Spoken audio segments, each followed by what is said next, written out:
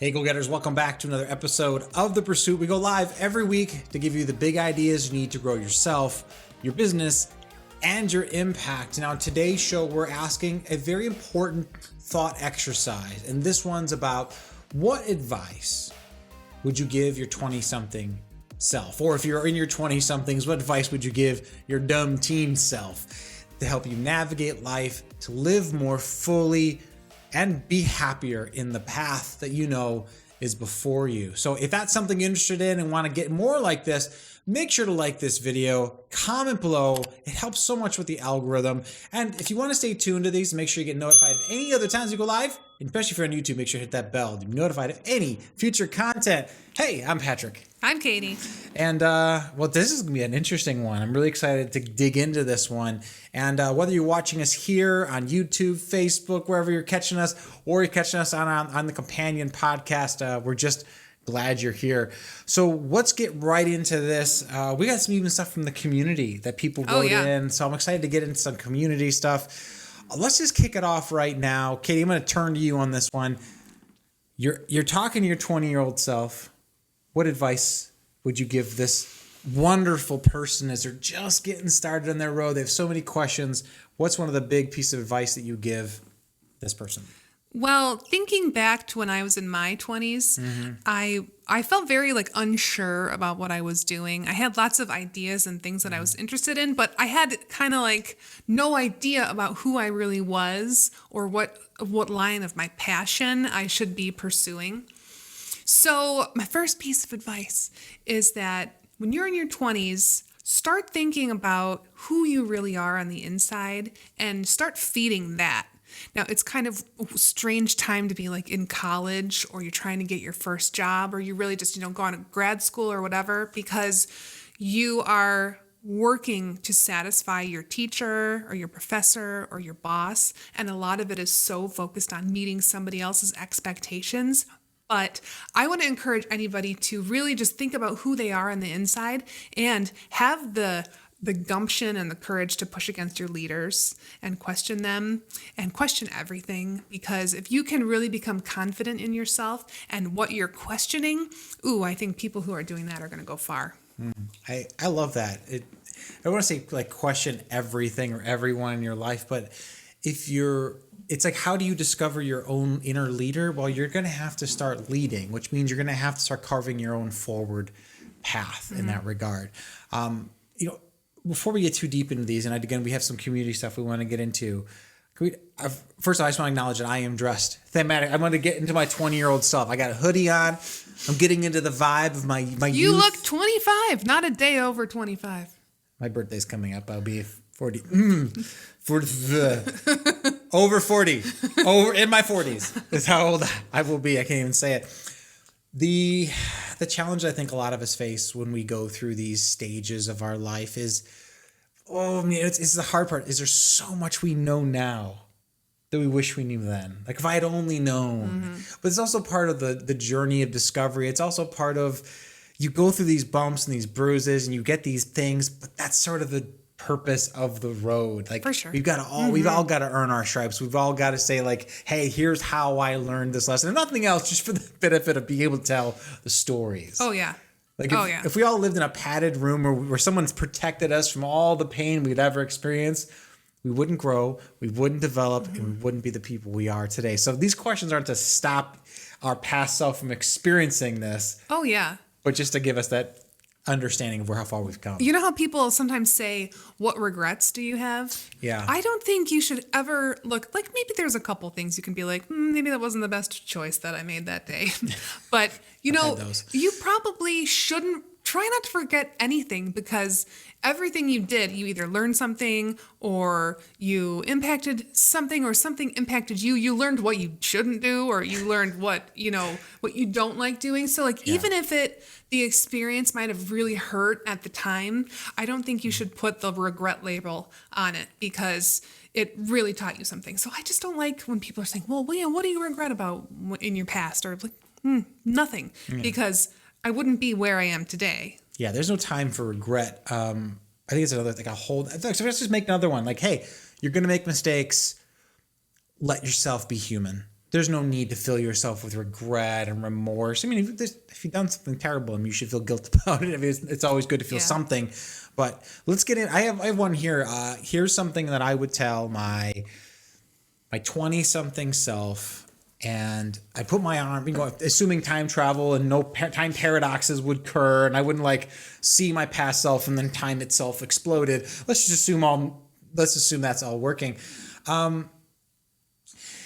say to myself, listen, you're going through some stuff right now, the stuff that you're meant to go through, and none of it's going to make sense looking forward. But I promise you, it all makes sense looking backwards. And you'll look back and you'll say, oh, that's why I went through this, because it prepared me for this other opportunity. That's why I had to go through this breakup. That's why the first 2 times I tried a business, it absolutely tanked. Everything we go through, it teaches us, it feeds us, and helps us grow for that next thing that becomes our success story. So never try to understand it, look forward, but you will always understand it looking backwards. What do you think about that idea of understanding it looking backwards? Well, I think that's why old people like us are so wise. Thank you for throwing yourself in with the old. Although I am less than 40. You're less than. I am under 40. So that's positive. But that's why us old people are so wise. And the older you get, the wiser you become. So it's kind of funny when you're like in your 20s and you see some 40-year-olds doing their thing and you're like, oh my God, that'll never be me. Well, kind of will be. It's inevitable. And those people know a lot. And even I love thinking about older people who are, toward the end of their life, and how much wisdom they have, because they have experienced so much. And I think sometimes we don't give those wise people the credit that they're due, because I know it might seem like, the old guy on your block's telling a funny, weird story, but like, he has been through a lot. He knows. You should try to tune into those people and see what you can learn from them. Yeah, they've earned their stripes. And also the idea of, we used to call them elders, now we just call them elderly. I think we need to bring elder back into the language. But, one of the things that you were saying kind of leads me to my next topic, which is what you're doing now really matters. And even if it might not seem like it, even if you're not, like kind of like what Patrick was saying, even if you're not really sure what's the point of this, what am I doing, you're trying to just get through your days, wishing time would go faster so you can reach a point, maybe reach an age that doesn't really matter, because what you're doing right now does matter. And even if you might not know what good it's going to do in your future, it's probably going to do something good. So whatever you're doing, just give it your best. And if you are going to school, if you're going to college or grad school, try hard, get good grades, because they keep asking about those grades. Can you send me your college transcripts? Can I not send you those transcripts? You do realize that was a long time ago. That was real time, yes. No, I absolutely agree. You don't know the impact of the things you're doing, but that doesn't mean that the things you're doing don't matter now. Just always give it your very best. Even though what you define as your best will always grow as you grow, whatever that best is for you, give it your best. Because that's the only way you're ever going to feel good about anything in life. Give your best to your relationships. Give your best. I feel like I should add something. Give your best to your relationships. Give your best to your health. Give your best to everything you got, even though your best is always evolving.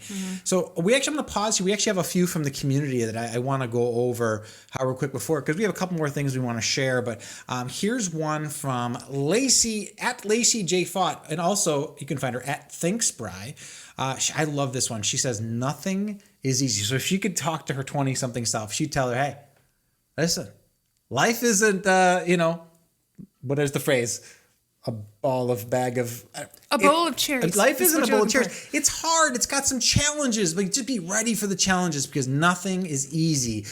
And knowing Lacey, I might add this to kind of under what she's saying is, whatever that thing is that you want, expect challenge. Expect it's not going to be a flat terrain. Expect an uphill battle, but it's that uphill climb that makes the victory at the top that much more worth it and satisfying. So nothing's easy. What's that quote? The obstacle is the way. Yes. So you have to go through it to get to the other side. And the more you do things, the easier it becomes. The more you test yourself and the more you overcome challenges, the more you become more confident. And it's when you're in your 20s and you're young, you just might not be used to doing that. So you just have to practice. Just do it over and over again and it'll become easier. I love that. I do want to call on with that idea, and we're in the States, we're in America right now, and one of the phrases that I love, and I think kind of builds stronger on this, is that we have the freedom, we have the right to the pursuit of happiness. No one's guaranteed happiness. No one has happiness dropped off at their doorstep like Amazon 2-day shipping. But what you have, especially in America, is the right to pursue your happiness, the right to chase what you're looking for. And it's not always going to be easy, but I think we've said here that pursuit is worth it, especially because we believe here at Legacy Life and myself, Katie, and both personally, that you as a human being have incredible gifts to offer this world.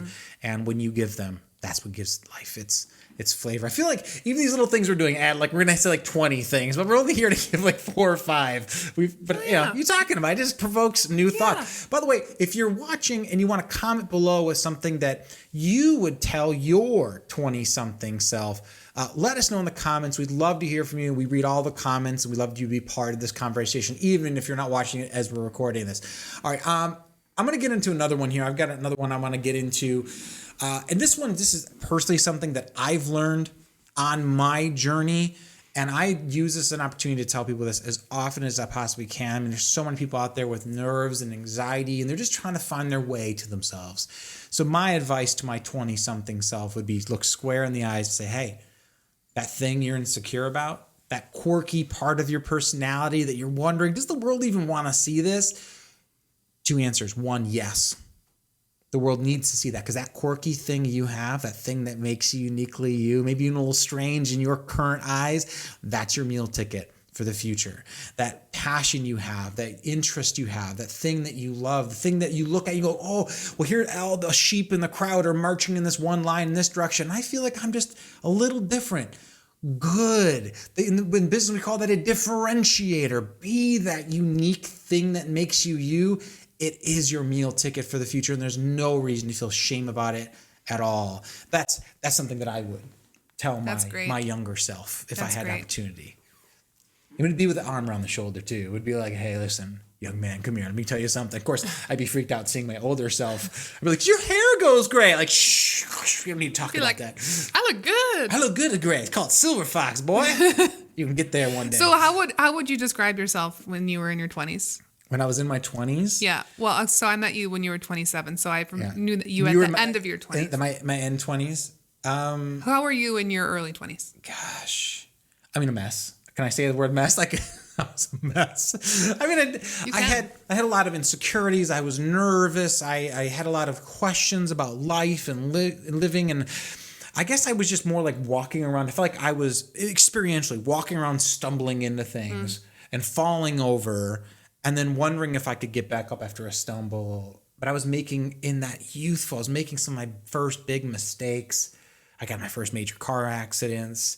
I had my first big heartbreaks and breakups. I mean, everything was we've talked about this. And when you're young, everything is a series of firsts. It hurts more. It hurts so much more. Like you're just a baby in the world, like I'm 24. I'm so grown up. No, you're not. You're just a baby in the world. You're just a little baby in the world. Little baby walking around in the world. Don't even know what's going on yet.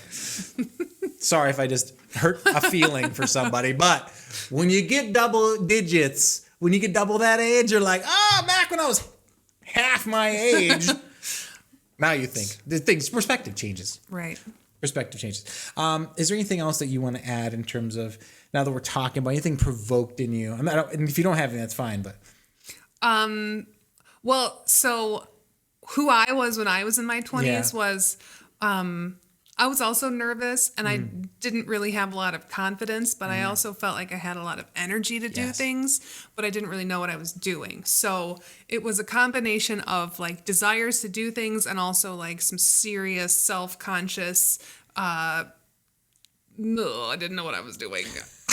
You know what I mean? And I felt just like a bit uncomfortable and I just didn't like have the most positive outlook all the time. Sometimes I did if I was like really engaged in something, and other times I was like totally questioning, what am I doing? And I didn't know.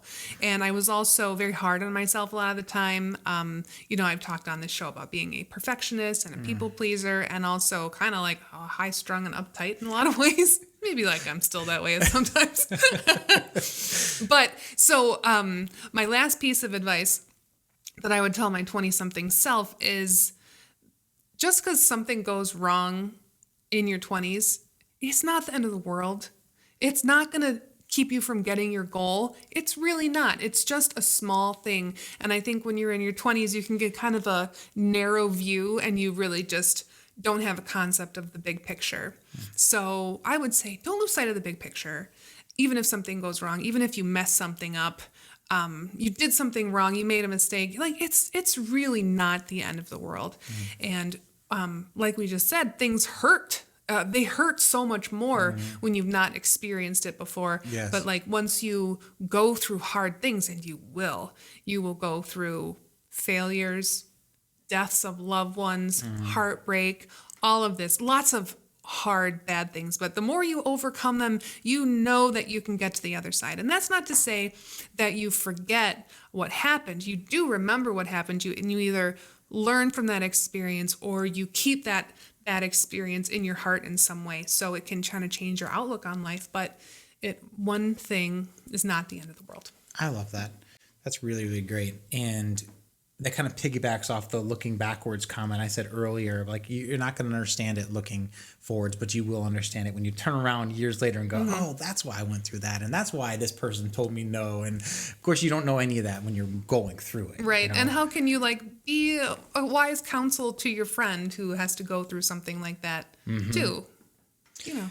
Man, life. That's why I love this question. I love this thought exercise, because it's not just a time travel question. It's a, can we just acknowledge how much we've all grown up? Can we just all acknowledge how much life lessons we've learned along the way, and how much really we have to give? By looking at this question and provoking that in you, you start to realize how wise you actually are. Right. So good. Good job. So good. Yeah. Good job to you. We're still grown ups. So let me get another one here. And then I'm going to do another one from the community. I teach this to our son all the time. I teach this to anyone I can, because I've realized how powerful words are. So my advice to my 20-something self, hey, self, remove can't from your vocabulary. Just remove it. You can do hard things. And maybe you haven't done these things before, but let me tell you a couple things about yourself, young self. One, you're smart and you're savvy and you can learn. You've learned so many things. You didn't know how to walk and you learned how to walk. You didn't know how to talk, you learned how to talk. There's so many things that at first when you tried to do it, it seemed insurmountable. But more you practice, the more it becomes a skill, the more it becomes automated. You become unconsciously competent, as we say in the personal development industry. And once you get to that space, man, you can learn anything, you can do anything. So remove can't from your vocabulary. That's one of the ones that I would personally, if I can go back in time and tell that to myself, like, yeah, you can, even though it doesn't fit into your identity right now. It will once you try it on enough times, right? I would say that to myself, especially about public speaking, especially about leadership, especially about just business, all that stuff. I don't think I had in certain innate qualities. And I think people look for innate qualities like, oh, well, I didn't come from a family of this, or I didn't come from a lineage of that. Therefore, maybe it's not in my blood, or it's like garbage. Or like the opposite, or like everybody in my family has done this, so that's what I'm going to do. Yes.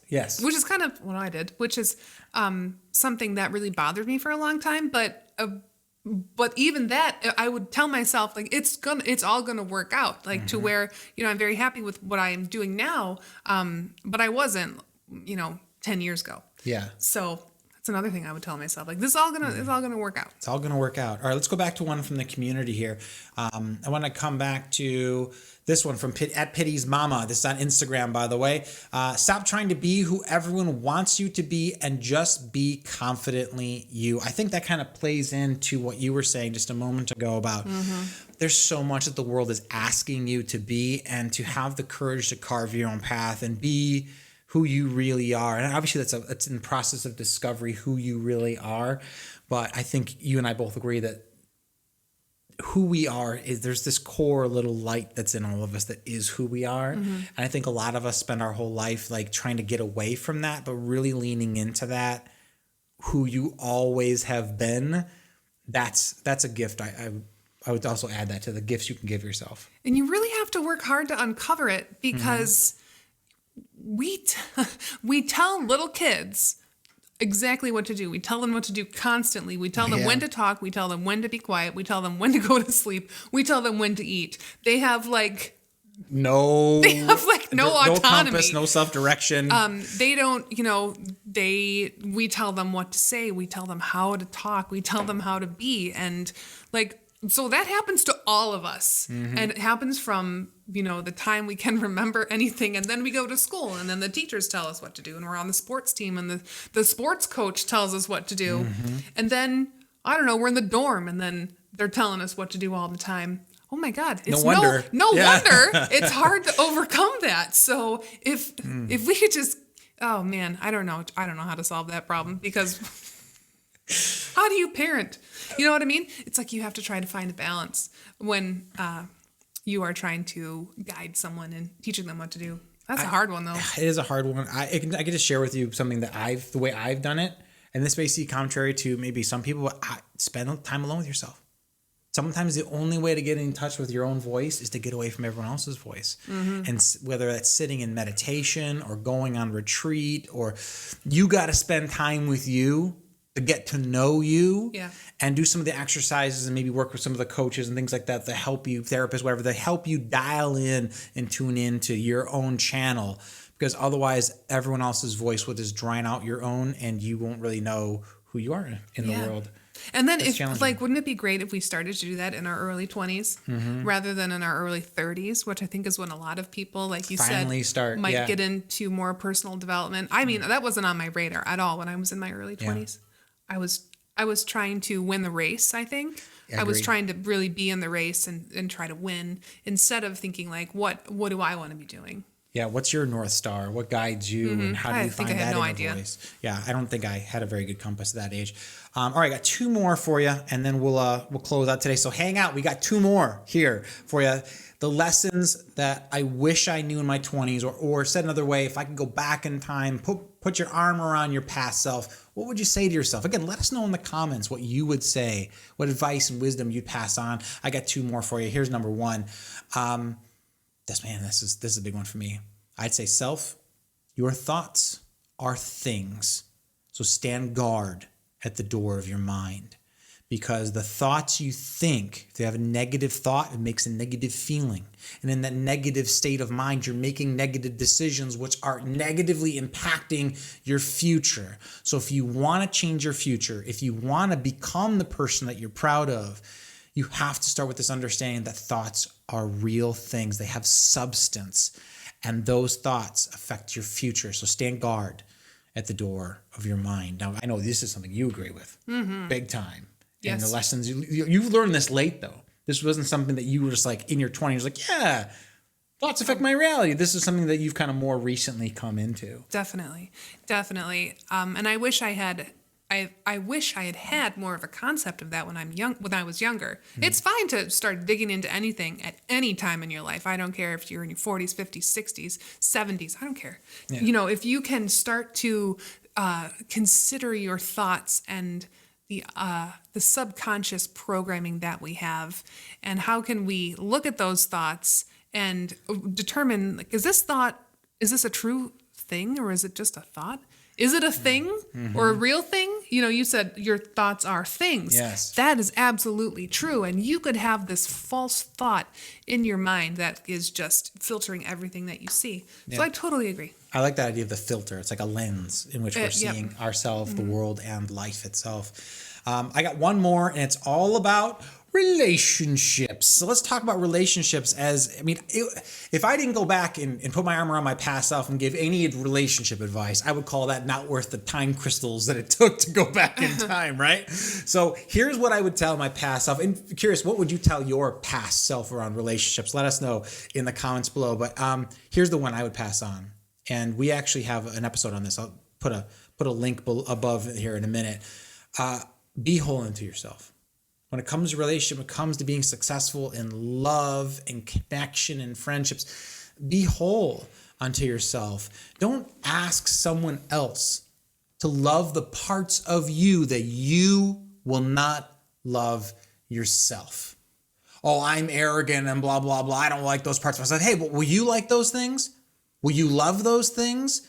No, why are you putting that on somebody else? That's your job, to be whole unto yourself, to love all the parts of yourself, and then get into a relationship with someone where you share that love you have for yourself and the parts of yourself with someone else, versus asking someone else to take on the things that you don't even want to touch. Mm-hmm. That to me is, or some version of that is what I would impart upon my struggling, lost 20-something self who had no idea how to navigate the world of relationships. Mm-hmm. And I think if I only knew that, the problems I could have dodged in my life. Right.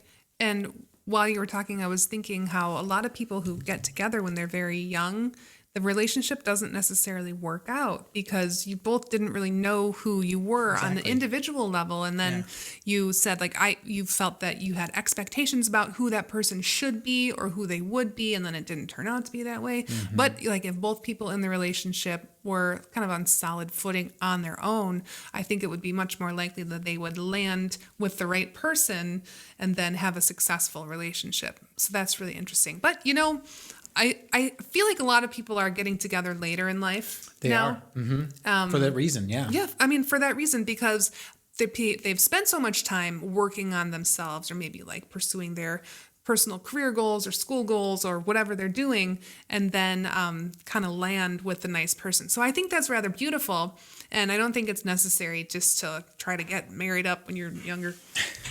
Get married unless up. That's your thing. Just make sure that you are good with yourself. You can't really control other people, but if you can be good with yourself, I think that you will attract the right person into your life who will, be a good complement to you, not to finish you up, but just to be a good complement. Yeah. Exactly. It's instead of like the picturing two half circles that make a whole garbage. Mm-hmm. Picture two whole circles holding hands. Right. That's what we really want to get to.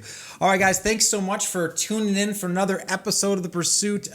We hope you learned something. If you want to stay tuned to other episodes like this, other content like this, make sure to like this video. We love likes. There's a button that's right there. Just go high five that like button. Subscribe to the channel. Hit that bell to be notified of any future content. We'll be notified every time we go live or make any content like this. So, Katie, let's say goodbye to these folks. Give them back to their day. So, hey, until we meet again, and I really mean this one, may the fire within lead to happiest heights. And the road you travel be lined with lights. All right, guys. We'll see you next time. Bye.